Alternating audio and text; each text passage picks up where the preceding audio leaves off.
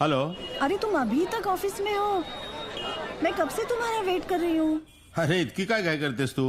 वैसे तो तुम मुझे फोन नहीं करती, लेकिन आज बेटा आ रहा है तो 3-3 बार। बस निकल ही रहा हूँ मैं।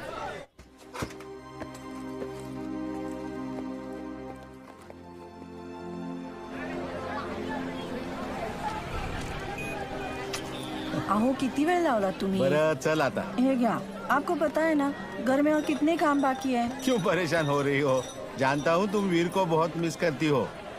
अब कुछ दिन यही हमारे पास रहेगा वो।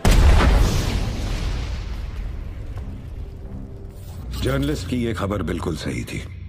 ब्लास्ट से 2 दिन पहले टाइगर और बिलाल देश छोड़कर भाग चुके थे। टाइगर ईरान चला गया और बिलाल अहमद पीओके उमर हफीज के पास। उमर हफीज आईएसआई के सारे गैर कानूनी काम करता था और 93 ब्लास्ट के बॉम्बर्स को एक्सप्लोजिव बनाने की ट्रेनिंग भी उमर के जरिए ही दी गई थी। हमने ये भी सुना है कि मुंबई में 1000 किलो आरडीएक्स लाया गया था, जिसमें सीरियल ब्लास्ट में सिर्फ 400 किलो यूज हुआ है और 600 किलो अब भी मिसिंग है। क्या ये इन्फॉर्मेशन सही है? किसी को नहीं पता था कि ये इन्फॉर्मेशन सच थी या एक अफवाह, मगर सिर्फ कबीर श्रॉफ जानता था कि वो 600 किलो आरडीएक्स इंडिया में ही कहीं दफन है और उसे दफन करने वाला कोई और नहीं, बिलाल अहमद है।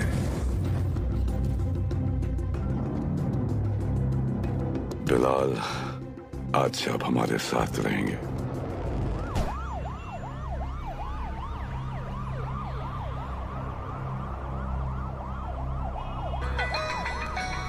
जी कबीर सर।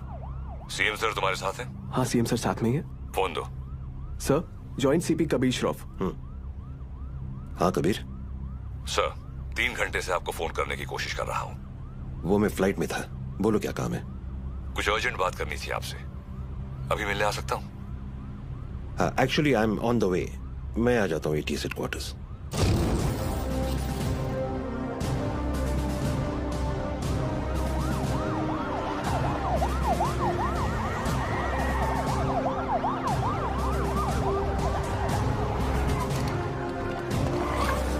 कबीर, जब जब मुझे एंटी टेररिज्म स्क्वाड से आधी रात को फोन आया, अगली 4 रातें मैं ठीक से सो नहीं पाया हूं। In that case you won't be disappointed sir. Riyaz Hafeez का पता चल गया है।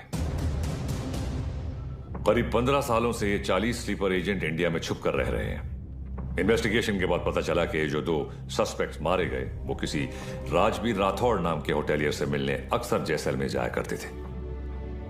This is Rajveer Rathore sir. ये राजवीर राठौड़ और कोई नहीं, लश्कर